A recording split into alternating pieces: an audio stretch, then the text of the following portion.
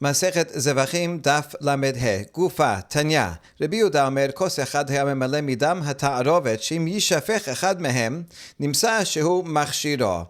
We go back to a braita that we mentioned yesterday, that according to Rabbi Yehuda, on Erev Pesach in the Bet HaMikdash, because there were many korbanot that were brought, many animals, and we are afraid perhaps for one or some of the korbanot, the blood might have spilled on the floor, and the blood of that animal was not sprinkled on the Mizbeach. And if so, then that korban would not be a valid korban Pesach. And so, just in case that happened, Rabbi Yehuda says that a kohen would take a cup and fill it from the blood that was all mixed on the floor, so that just in case someone's korban, they received the blood, and then it got spilled on the floor and never made it to the Mizbeach. So they would take this mixture of all the blood that's on the floor, and that way it would make that korban valid. And so this is an insurance policy just in case. So all the blood's mixed together. So some of that blood from those korbanot that maybe in the course of the commotion from all those thousands of korbanot coming on the same day, in case it dropped, this would help it out. So now we're going to see the continuation of the baraita. Amru lo l'Rabbi Yehuda, v'lo no nitkabel bekli. So the other sages told Rabbi Yehuda, how does that help if the blood fell from the neck of the animal directly onto the floor? Then it's invalid. Even if you pick it up with a vessel, you still cannot sprinkle it on the Mizbeach. In order to be valid, it has to be received directly from the neck into a holy vessel and then carried after that. After it's in the vessel, then if it falls on the floor, you can pick it up. Yes, but the sages tell Rabbi Yehuda, the blood was not received in the vessel. Now the Gemara asks, how did the sages know that it was not received in the vessel? Maybe it was. Ela shema lo nitkabel bekli. Rather, the sages were asking Rabbi Yehuda, maybe it was not received in a kli. You're just going to go get blood that's all over the floor. We don't know where that blood on the floor came from. It might have come directly from the neck of the animal, in which case it would be invalid. Amar lehen, afani lo amarti ela nitkabel bekli. And so the Yehuda answers, oh yes, I didn't mean that you would take any blood that just fell on the floor and sprinkle it. That, you're right, would not be good. I meant to say that blood that was received in a vessel and then fell on the floor, that you will take from the mixture, and within the mixture there's some blood like that. Oh, now we ask on Rabbi Yehuda, how do you know, Rabbi Yehuda, that this was received in a vessel and then fell on the floor? Maybe it was never received in a vessel and dropped directly from the neck of the animal.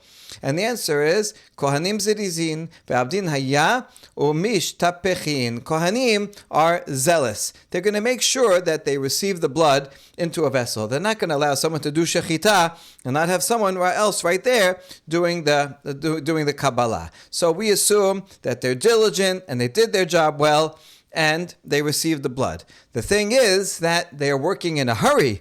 There's a lot to do. So then, by mistake, yes, it could happen that as they are moving the blood in the vessel, it might spill. And just in case that happened, and then during the commotion of the day, they didn't get a chance to go and collect it from the floor. So now there's all the blood's all over the floor. So you take the mixture of all that blood, take one cupful, and then whatever blood might have been in a vessel and fell on the floor, we will put it on the Mizbeach, and that way those korbanot will be good. Question, yeah, but there's other blood that's mixed into it, blood that came out of the animal that's not the lifeblood. Dam tamsit is not dam hanefesh. Now, only dam hanefesh can be used to sprinkle on the Mizbeach. The other blood that is just that comes out of the animal after the shechita. When you do the shechita, the blood of the dam hanefesh squirts out, and then the blood after that is cannot be used to sprinkle on the Mizbeach. So now on the floor, there's also that regular blood.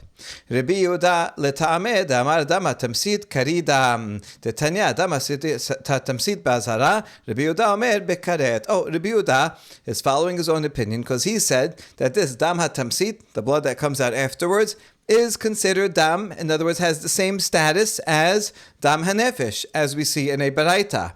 that Tanna Kama says, Dama Tamsit, that's the blood that comes out after, is only azhara, is only a lo ta'aseh, for which one gets lashes. When the Torah says multiple times, do not eat the blood, and someone who gets karet if he eats the blood, that, according to Tanna Kama, is only referring to dam hanefesh. So that's important to know. Dam hanefesh, you get karet. But the rest of the blood that comes out after, only, no karet, only a lav with lashes.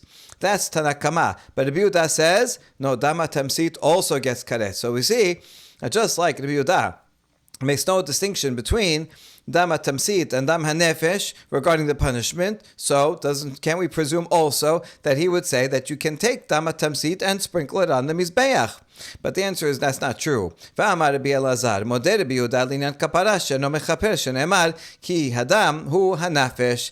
Rabbi Elazar reported that even Rabbi Yehuda, who says yes, you get karet for dam tamsit, still when it comes to atonement, meaning sprinkling it on the mizbeach, dam tamsit cannot be used. It will not achieve atonement, as the pasuk says. Here's the full pasuk: Ki nefesh habasar badam hi, ve'ani netativ lachem al hamizbeach lechaper nafshotechem, ki adam hu benefesh yechaper. So you see, in the middle of the pasuk it says, "I gave you this blood," meaning the life blood, to atone for yourselves. So that's only the lifeblood can be used to be sprinkled on the mizbeach in order to effectuate atonement and make the korban a valid korban. Dam she'hanefesh yosabo karoi dam, she'en hanefesh yosabo and karoi dam. We see from this pasuk that only blood that comes out with the life of the animal, that's called dam for the purpose of atonement, and other blood that comes out afterwards, that is not when the life leaves it, that's not called dam for atonement. And therefore, back to the question against Rabbi Yehuda. Rabbi Yehuda, there's all kinds of blood on the floor, and a lot of it is going to be dam hatamsit.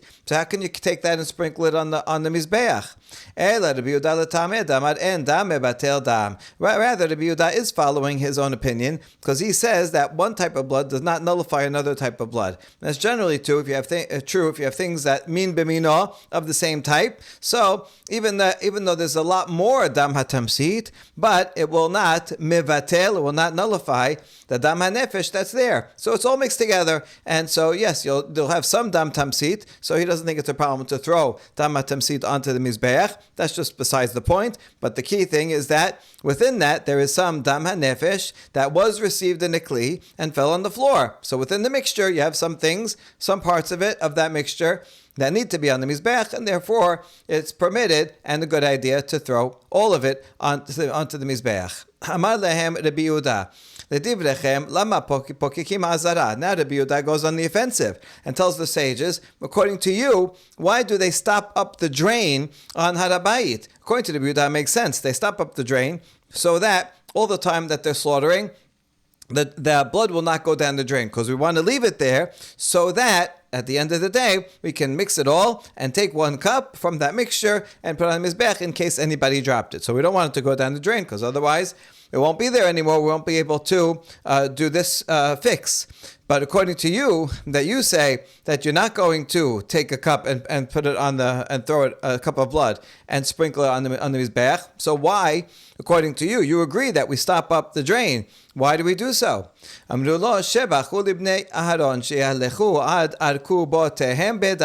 answer, this is a great praise to the Kohanim, that they will walk up to their ankles in blood. It'll show how much they love this mitzvah of the korbanot, and it doesn't disgust them. They say, look how many korbanot we did on this day, look how hard we worked. And so it's a source of pride for them to even not even walk and let the blood build up till it's up to their ankles and they walk in it.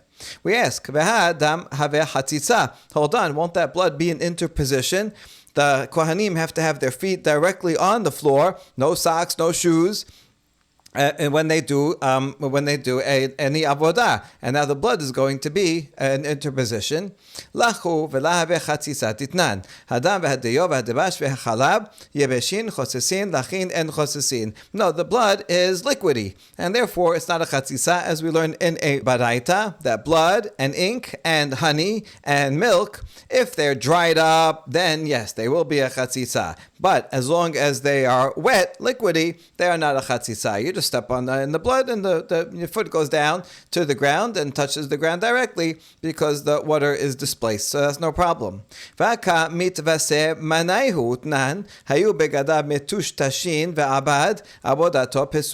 Hold on, there's another problem, that their garments, their robes, will become all dirty. And the Braita teaches that if the Kohen's garments are soiled, then he's disqualified from performing an avodah in the Bet HaMikdash. And now they're going to get all bloodstained. And if you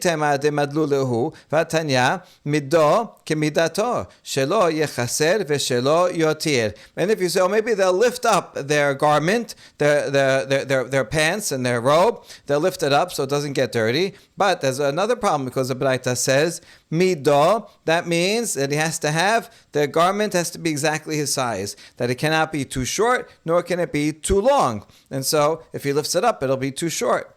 And the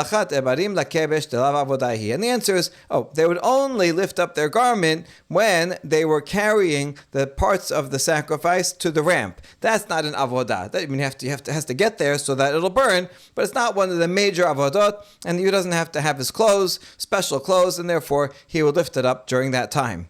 We ask, Velo, Vatanya, Vikriba Kohen et Hakol, Zo lachat ebarim lakebesh. Wait a second, but the Braita teaches that, according to Pasuk, the Kohen will burn all of it on the altar, and the Midrash says this is referring to carrying the limbs, and so we see that is a basic avodah, and he does have to wear his clothes, and he can't lift them up while he's carrying the parts of the korban, because the Torah says he has to do this. Rather, no, he lifts up his garments when he's carrying the wood to put on the mizbeach in order to keep the fire going. That is not an avodah. It is something you need to do, because you need to have fire burning on the mizbeach all the time, and you need a lot of wood if you're burning a lot of things. But that's just something that you need to prepare for the avodah, but it's not an avodah itself. Okay, now still, the Kohanim are going to have to get around. How do they walk around when they're doing all the other avodot, and there's blood all over the floor, and they can't lift up their garment, and they can't let their garment get dirty? So what do? And the answer is, Azli itztabeh. They walk on top of platforms. They take stones, which is the ground, the floor is made out of stones anyway, so they take stones and they put them higher up. They make a platform so that when they're walking to do avodah, they can walk with their garments at full length, and don't have to lift them up, and they won't get dirty. So at those points, they don't want to walk in the blood. They're not allowed. They're still standing on the floor, because they're standing on this platform made out of stone, so that's no problem. But then, at other times, when they are not doing an avodah, they would purposely walk in the blood to show their praise about how much they love this mitzvah and the number of korbanot that they made on that day. Next Mishnah. Hashochet et hazebach lechol davar she'en darko lechol ulaktir davar she'en darko laktir kasher. Rabbi Eliezer posel. We saw this Mishnah in the earlier daf. The law of pigul is that if someone intends while doing shechita that I am going to eat the edible parts of this korban in the wrong time. Let's say it's a korban shilamim, where you can eat most of the korban, but you have to do it in a day, a night, and a day. And he thinks, while doing shechita, I'm going to eat those nice, good parts of this shilamim that I'm allowed to eat, but I'm going to eat them in 3 days from now. That makes it pigul. Or let's say it's a korban olah, where the whole thing is burnt up. And he says, I'm going to put on the mizbeach the pieces of this korban tomorrow. It has to be done on that same day. Can't be done tomorrow. That also will be pigul. Okay, those are good examples. But let's say he switches categories, and he says, I'm doing shechita. He has intention.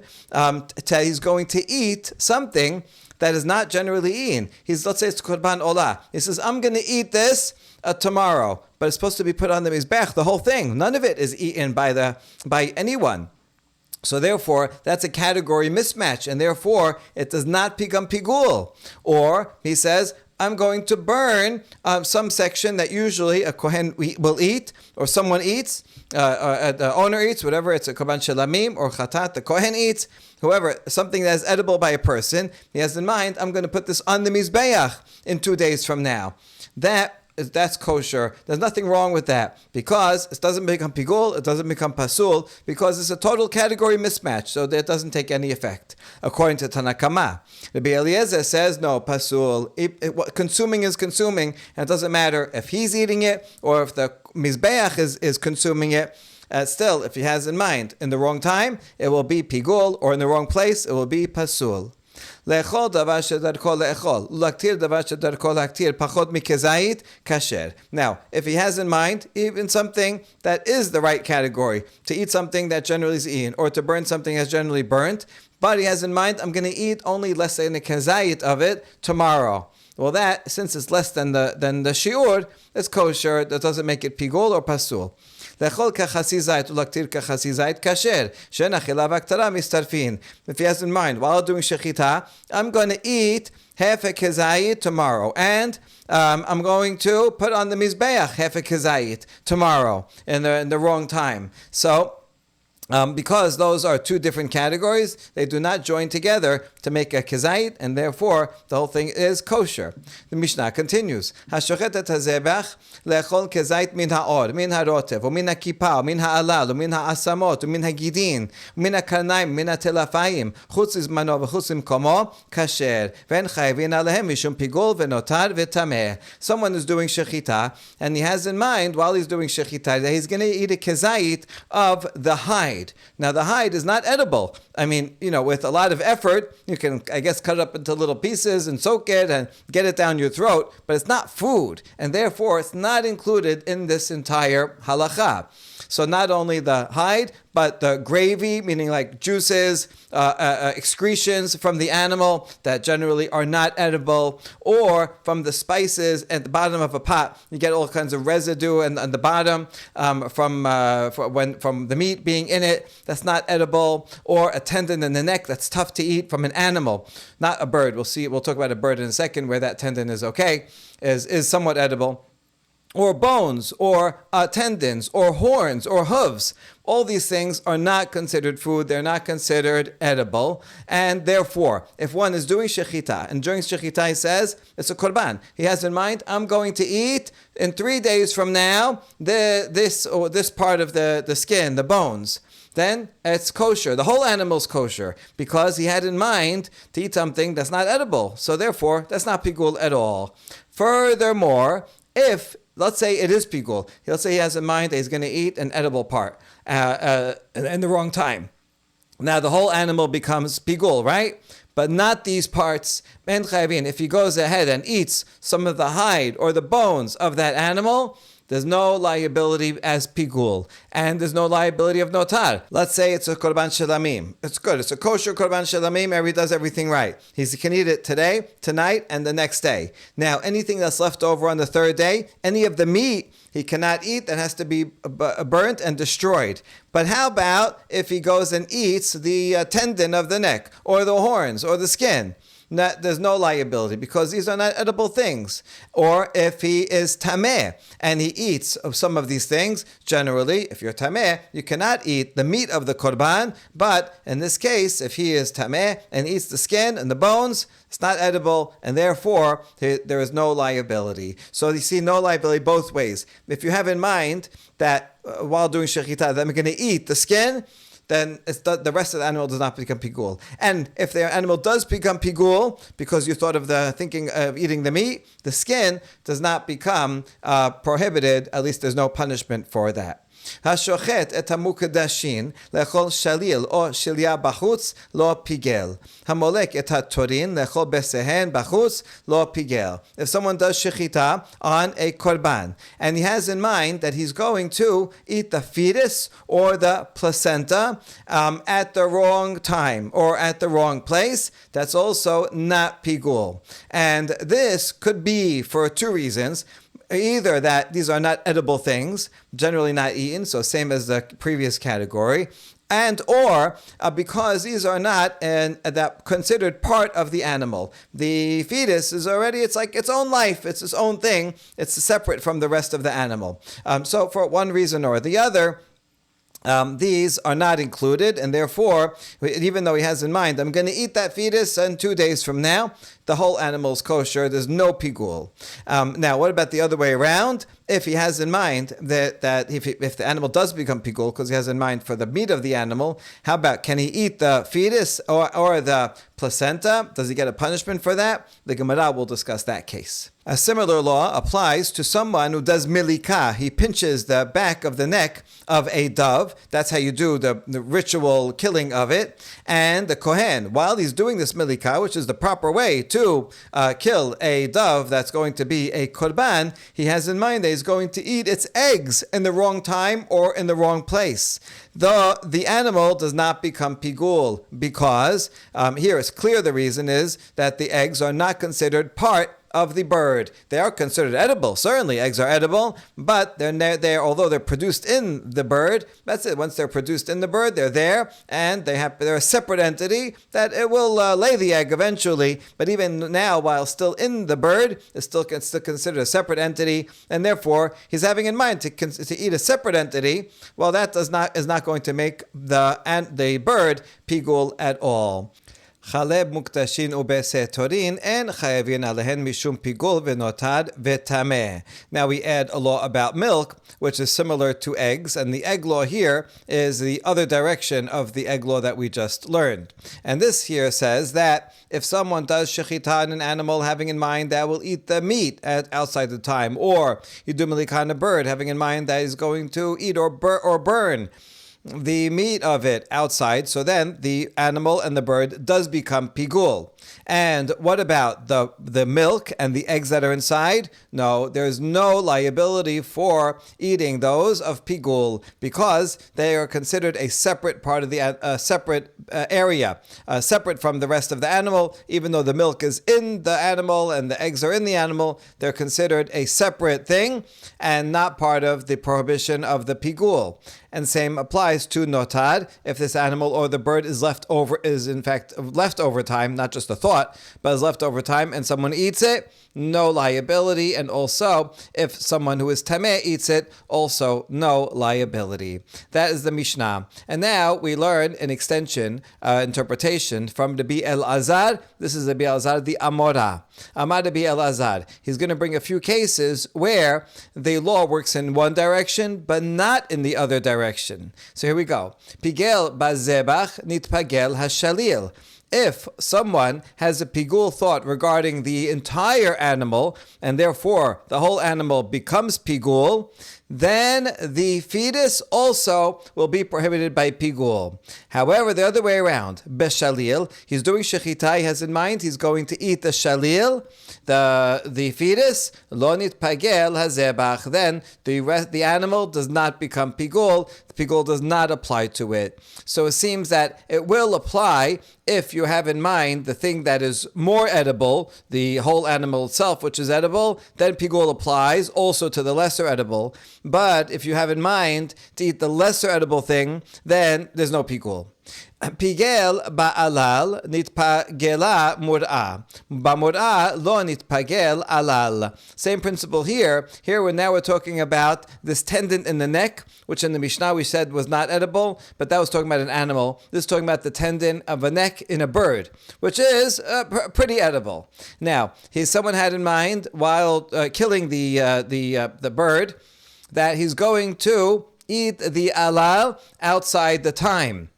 In that case, also the crop of the bird becomes pigul. But the other way around, if he has in mind that the crop of the bird will become pigul, then the tendon does not become pigul. And so again here, if you have in mind something that is more edible, then the thing that is less edible, the crop is less edible, will still become pigul. But if you have in mind that you're going to eat something less edible, then the more edible thing does not become pigul. Pigel ba'emurin nitpagelu parim. Ba'parim lo nitpagelu emurim. This part of the Mishnah is talking about a different case altogether of a category of korbanot where you burn parts of the korban on the mizbeach, but the rest of it is not eaten by anybody, is not burned on the mizbeach, but rather is burned outside of the Bet HaMikdash altogether. And the blood of these is sprinkled inside the hechal. This applies to the par hatat of a kohen gadol and some of the parim and seirim on Yom Kippur. Now, in this case, pigel ba'amurin, he's doing shechita on this animal, having in mind that the inner parts that are supposed to go on the mizbeach, he's going to put them on after the right time. In that case, the entire cow becomes pigul and is prohibited. But if he has in mind that he's going to burn the meat of the cow on the outside mizbeach, but not at the right time, then the innards do not become pigul. Because here it's kind of the same principle. The part that's burned outside, that's not considered consumption, not by a person and not by the mizbeach. So they're just being burnt to just destroy them. But that is not going to affect the emurim, which are more consumable because they go on the regular mizbeach. But the other way around, if one has in mind the part that's more consumable because it goes on the mizbeach, that will make pigul the part that is less consumable because it's burnt totally outside. Lema Mesayale. That was the end of Rabbi Elazar's statement, and now we're going to bring a couple of proofs and disproofs. So let's see if the following Baraita can support Rabbi Elazar. ושווים שאם חישה באכילת פרים ובשרפתן לא עשה ולא חילום. There's a Baraita, we only have the second half of the Baraita here, the rest of it is quoted elsewhere, machloket between Rabbi Shimon and the sages, about the extent to which pigul applies to these type of inner burnt offerings. Now, even though they disagree about that, but they agree that if one had in mind that he's going to eat the pod or burn the pod, and where it's burned outside, but he's thinking of it in the wrong time, then he has not done anything. There is no law of pigul. Now, let's clarify. My love, can't we derive from this language that if he thought about eating the inner parts that do get burnt on the regular mizbeach, then the whole thing would become a pigul? And if so, that would match exactly what Rabbi Elazar said, if that inference is true. But we answer, no, you don't have to make that inference. La. Maybe if he thought about eating the emurim outside the time, then only the emurim themselves would become pigul, and the rest of it would not become pigul. And so there's no proof from here. It could be a different outcome. Tashema, another proof from a Mishnah in Masechet Me'ilah. Parim anisrafim, us'irim anisrafim, mo'alin bahem mi shehu kedeshu, nishchatu hushru lipasel betvul yom, ubemechusar kippurim ubelina. Regarding the cows that are entirely burnt outside of the Bet HaMikdash and seirim of this type of like Yom Kippur that are entirely burnt outside of the Mikdash. The parts of it the blood is put inside, and parts of it are burnt in the mizbeach, regular mizbeach, and the rest of it is burnt outside. Regarding all these things, once they become consecrated, even before shechita, and if you take it and use it for yourself, like you ride on it, carry things on it, then that you're committing me'ilah. Once you do shechita on these animals, then it can become pasul from a tvul yom who went to the mikveh during the day, but still it's still daytime, so they are somewhat tameh, and or someone who went to the mikveh, it became sunset, but has to bring korbanot the next day, like a zav. And these people still, since they are somewhat tameh, they can cause tum'ah to a korban. And so if they touch the korban, they will make the korban pasul. So once you have shechita, then these people can make the korban to be a tameh.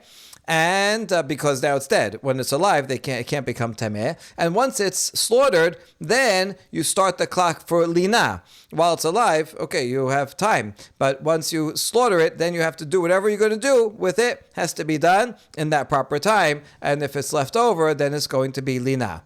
That's the Mishnah. My love linat basad. When it says lina, is it not talking about leaving the flesh left over? The flesh that you're supposed to burn on the outside outside of the Bet HaMikdash, if you leave it over, then it is going to be lina. Ushma mina migo de pasla belina pasla ba machshava. So can't we assume that just like it becomes prohibited in lina, it also will become prohibited by thought, because pigul is similar to lina. Lina is when the time actually goes beyond the cut-off time, and pigul is when you think about, when you're doing shechita, you think about consuming it outside the time. So if it becomes prohibited by, the flesh becomes prohibited by lina, then it should make sense that the flesh also becomes prohibited by pigul, and so this would support Rabbi Elazar, who said that if you have in mind that the emurim are going to be outside the time, then the whole animal becomes pigul. Isn't that a good proof? And we say no, la linat emurim. No, referring to the emurim going overnight, then the emurim are prohibited. But the rest of the cow, no, is not prohibited in lina, and therefore not prohibited in pigul either. So this would not be a proof for the Elazar. מדקתני ספה, כולן מועלין בהן עד בית הדשן, עד שיותח הבשר, מקלה דרשע לינת בשר. Hold on, the continuation of the Mishnah says that regarding all of those animals that we mentioned, you can commit me'ilah even while they are on the Bet HaDeshen, the place where you burn it, outside of the Mikdash. If you take it for yourself, you will commit me'ilah until it's entirely burnt, until the flesh is scorched. Once it's scorched, that's it. You fulfilled your obligation. Once you fulfill the obligation, then there's no law of me'ilah anymore. Now, clearly the Sefa is talking about the law regarding the rest of the flesh, not just the emurim. And therefore, since the Sefa is talking about the rest of the flesh, doesn't it make sense that the Resha is also talking about the rest of the flesh? And if the Resha says lina, and that's true for the rest of the flesh, then it should be also, we should also apply pigul. And there would be a support for the Elazar. And we answered not necessarily. Midi is it the same? Hakedita v'hakedita resha murim b'sefa basar. Resha and sefa don't have to be talking about the same cases. They're talking about two different scenarios. So it definitely could be that the resha was talking about the innards that go on the mizbech. There, the law of lina applies, and if the law of lina applies, fine. Also, the law of pigul applies. But the sefa was talking about me'ilah of the flesh. That's a different case, and so you cannot assume that the resha has to be also talking about the rest of the flesh, and therefore this also has no definitive proof for Rabbi Elazar. Motib Rabbah. Now we have a challenge against Rabbi Elazar from a baraita. Ve'elu she'en mefagelin ve'en mitpagelin. The following items will not cause pigul. If you have in mind to eat one of these items outside the time, it will not make the rest of the animal pigul. And also, if you make pigul the rest of the animal, these items will not be prohibited as pigul. What are they? Semer sheberashe kevasim, v'se'ar shebezakan tiyashim, v'ha'or v'harotev v'hakipa v'halal v'hamur'ah, והעצמות והגידים והקרניים והטלפיים והשליד והשליה והחלב המוקדשים ובעשה תורין. This includes the wool that is on the head of lambs, the hair on the is in the beard of the goats, the hide, the gravy or juices, the spice at the bottom of the pot, tendon in the neck, the crop, the bones, the tendons, the horns, the hooves, the fetus and placenta. Those are the two that we're going to ask about. And the milk and the eggs of doves. So these could be for different reasons. Some of them are part of the animal, like bones, but they're not edible. Other things are edible, like eggs and milk, but they're not considered part of the animal. So all these, kulan, lo mefagelin ve'lo mitpagelin. The Braita curiously repeats itself. It already introduced and says that law, and then it repeats it at the end. So you could say just a kind of envelope structure, but the Gemara will discuss this. And furthermore, one is not liable for any of these things regarding the law of pigul. Now, this is already the third time that we're saying this basic law. It seems to be repeating it because it wants to add more things that you're not liable for. Just as one is not liable to pigul, even if the rest of the animal is pigul, these things, if you eat them, not liable. Also notad. If the animal is left over and the rest of the animal becomes prohibited as notad, these items don't. And just the rest of the animal is hekdesh. A tameh person who eats them was going to be prohibited, but these items, because they're not edible or not part of the animal, if a tameh person eats them, then is not liable. And then yet another law, v'ma'aleh lahem bachutz patur. If someone offers these things outside the Bet HaMikdash, exempt. Generally, you can't take a sacrificial animal or a part of it and offer it outside of the Bet HaMikdash. But these things are not edible parts. They're not even, or they're not part of the animal, and therefore, if he does that, patur.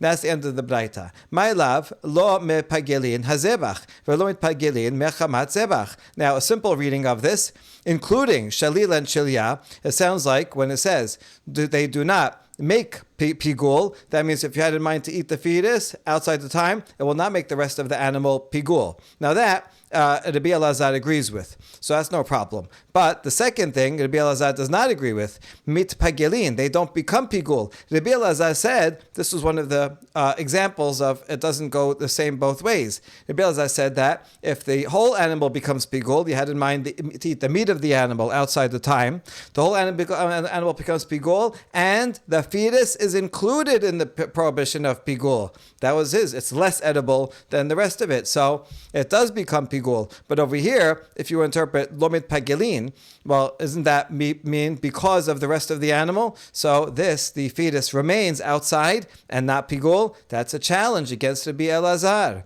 Lo mefagilin et hazebach, lo mitpalgin mechamat asman. No, we can interpret lo mefagilin that if you have in mind to eat the fetus, it will not make the rest of the animal prohibited. That everybody agrees. And lo mitpagilin means itself. If I have in mind to eat the fetus, then the fetus itself will not become pigul. But we're not talking about when I make the rest of the animal. If I make the whole animal prohibited, then yes, the fetus will become prohibited. But if I have in mind the fetus, it's only of eating that outside the time, it will not cause the rest of the animal to be prohibited, nor will it make itself prohibited. That's what the Baraita means. And then it's consistent with Rabbi Elazar. Well, if so, how about the repetition of the law at the end over here? So doesn't that come to add something? To add also that it does not become prohibited at all, and even if the whole animal becomes pigul, the fetus does not become pigul, so shouldn't the repetition add something like that? We ask about that, answer a question with a question. And how about the third time that it says, oh, you're not liable for pigul for this thing? Why do you have to say that also? That's already included in lo mefagilin v'lo mitpagelin. They don't become pigul, so you're not liable for pigul. So why do I need that? So the answer is it did added this third clause because it wanted to add on notad and tameh. So it says, oh, by the way, you're not liable if you eat it. It just wants to add on those two things. So it repeats pigul again, so it can add notad and tameh. So you see that when the Baraita wants to add another law, it will repeat the verdict. So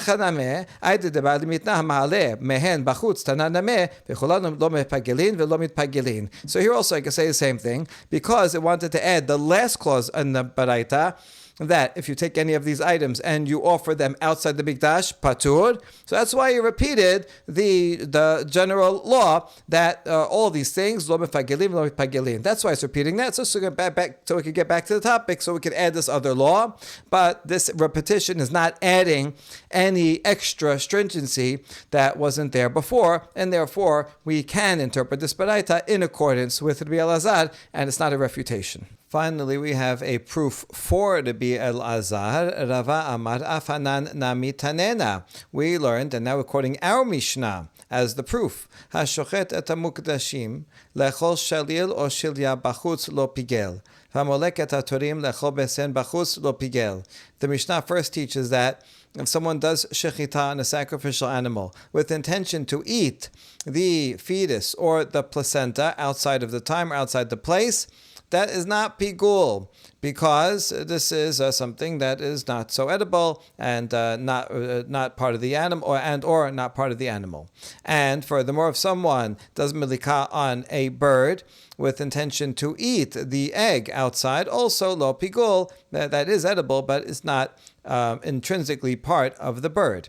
That was one part. Then the Mishnah continues and says, V'adar Chaleb HaMukdashin Ubesetorin En Chayav Alehen Mishum Pigul Notar V'Tameh HaShaliv V'Shirya Chayavin. The end of the Mishnah says that a milk of a sacrificial animal or the eggs of a bird, one is not liable if one eats them when they are pigul, meaning if the whole animal was pigul, but these things are excluded, permitted.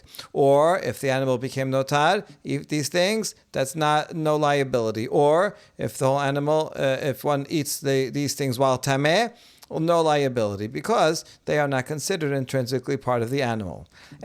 So what do we see here? That the last part only includes milk and eggs. It does not include the fetus, which would mean that the fetus is not included here. So that would indicate that. Regarding the fetus, if one has in mind the fetus to eat outside the place, he does not make the rest of it pigul. But if one had in mind for the rest of the animal to become pigul, then one would be liable to for eating the fetus. So that's what we conclude. Hashalil v'shilya hayavim, and that's exactly what Rabbi Elazar said. One is patur one way, but chayav the other way. If it was patur both ways, then it would be included in the last part here. And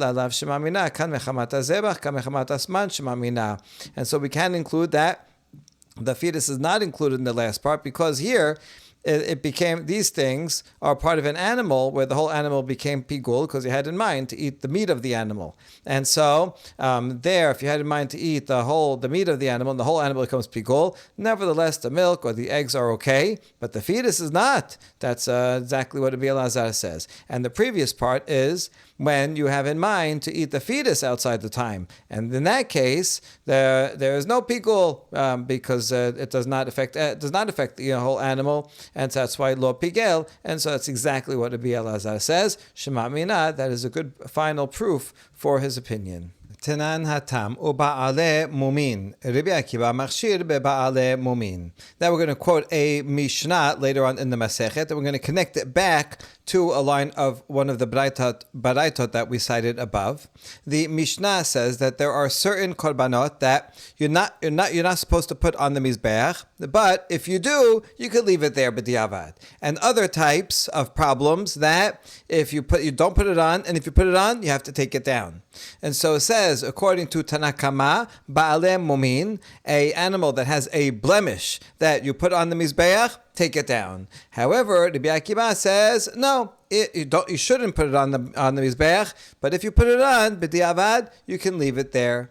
Amar Rabbi Chia bar Abba Amar Rabbi Yochanan, lo hichshir Rabbi Akiva ela b'dukin sheba'ayin, ho'ilu chshirim be'ofot, v'hu shekadam hekdeshaha et mumaha. Rabbi Chia bar Abba, in the name of Rabbi Yochanan, limited Rabbi Akiva's ruling, and he says, Rabbi Akiva only permitted leaving the animal up there if it has a minor blemish, like there's a cornea on the eye. That's a small blemish. Then, okay, it's not so noticeable, you can leave it on. And after all, if that same blemish in a bird would be totally fine. It doesn't count in a bird. So since it's not a blemish in a bird, in an animal, it is a blemish, but it's a relatively minor one. So if you left it on his back, okay. If you put it on his back, you could leave it there. If it's a major blemish, like it's missing a whole leg, then you take it down. So even Rabbi Akiva would agree you take it down if it's a major blemish. And furthermore, you could only leave it up there if it became hekdesh first, and then it got a blemish afterwards. Because then the consecration was a full consecration, so it deserves to be up there. Oh, it got a blemish afterwards, a minor blemish? All right, then leave it there. But if it was blemished to begin with, before even he made it hekdesh, you should never have made it hekdesh. So that's a bigger problem, and therefore, if you put that up, take it down. Amar Rabbi Chia bar Abba. Rabbi Chia bar Abba adds, Umodeh Rabbi Akiva be'olat nekeva, tekema dekadamuma lekdesha dameh. He agrees that if you make an olah of a female animal, a korban olah can only be a male animal. But if you violate that law and take a female animal and consecrate it as an olah, and you put it up on the mizbeach, then you have to take it down, because that's similar to a blemish that comes before consecration. Here, it's not blemish physically, but legally, it's a nekeva, which cannot be an olah. So you shouldn't have made it consecrated to begin with, and therefore you should take it down. Now we're going to question this inference of Rabbi Chia bar Abba, this statement that he says regarding Rabbi Akiva. Matib Rabbi Zera, hama'ale mehen bachutz patur, ha-me'iman hayav, ve'chi mashkachat la be'olat nekeva. Rabbi Zera challenges this statement of Rabbi Chia bar Abba from the last line in the Baraita that was quoted above in the name Bayit Abba, that said, any of these things, and listed a whole bunch of unedible parts of the korban, of an animal, or that are not really part of it, and included in that list was a fetus. And it said that if one should offer the fetus outside of the mikdash, patur. The reason is that one is liable if one takes something that is a part of a sacrifice that should be put on the mizbeach, and you offer it outside the mizbeach, then one is chayav. But if it's something that is in any case not put on the mizbeach, then offering it outside, one is patur. And these items, because they are not supposed to be put on the altar, even as a korban olah, these are unedible parts, and they are not burnt on the mizbeach. And therefore, the fetus included is if you put it outside, if you offer it outside, patur. What can we infer from this baraita, from this line in the baraita? Ha me'iman hayav. If it was some meat from the mother, then one would be liable. In other words, the fetus, that doesn't go on the mizbeach inside, therefore was patur outside. But from the rest of the meat that would be there, then one would be liable. Now, how can you have a case of the rest of the meat? Of the mother. Well, what do you mean? If it has a mother, that means it's a nekeva animal. And if one is liable, well, that would mean that it has to be a korban olah, because if it was a korban shelamim or korban chatat, the rest of the meat of those animals is eaten by a person. And therefore, there would be no liability for offering it outside. It's only a liability offering outside if it should be put on the mizbeach inside. And that's only true for a korban olah. So what we see here is that a korban, the other meat of a korban olah that is a nekeva, should be put on the mizbeach, and that's why if you offer it outside the mikdash, one is liable. Now, who would be the author of this baraita? I amat bishlama kasabar Rabbi Akiva olat nekeva im alta lo tered hamane Rabbi Akiva hi ela I amat im alta tered hamane. If you say that Rabbi Akiva thinks that an olah, a female animal that you made into a korban olah, even though you're not supposed to do that, but if you did it and you put it on the mizbeach, leave it there, well then the author of this baraita could be Rabbi Akiva, because he would also say you should be on the mizbeach.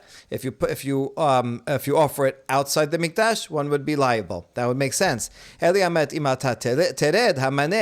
if, as you say over here, Rabbi Akiva thinks that a female korban is like something that has a pre-existing blemish, and therefore, if you put it up, you should bring it down, well then, you should not be liable for burning it outside the mikdash. And if this is not the opinion of Rabbi Akiva, it's certainly not anybody else's opinion who are even more extreme. Ela hama'alem mehen bachutz patur ha'me'emore iman hayav. Rather, you know what? The inference that we made from that line of the baraita, we should make a different inference.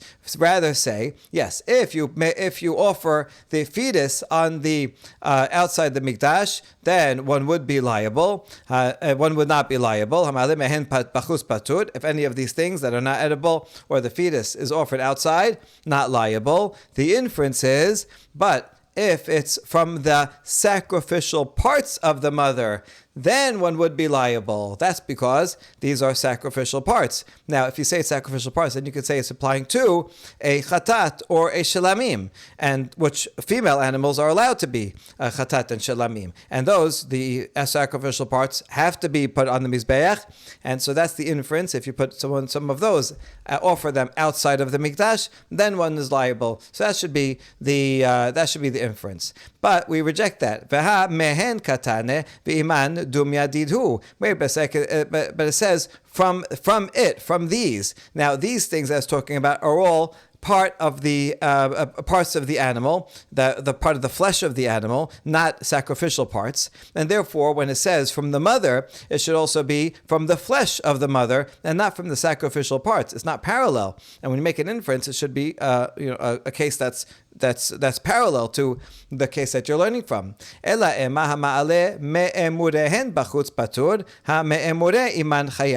Rather, read it as follows: someone who offers from the sacrificial parts of the fetus outside is not liable. That's what the Baraita said. And therefore, the parallel that we can learn by inference is that if one offers the sacrificial parts of the mother, one is liable. And so again, this is fine because then they could be talking about a korban shalamim or a korban hatat. Baruch Adonai le'olam. Amen ve'amen.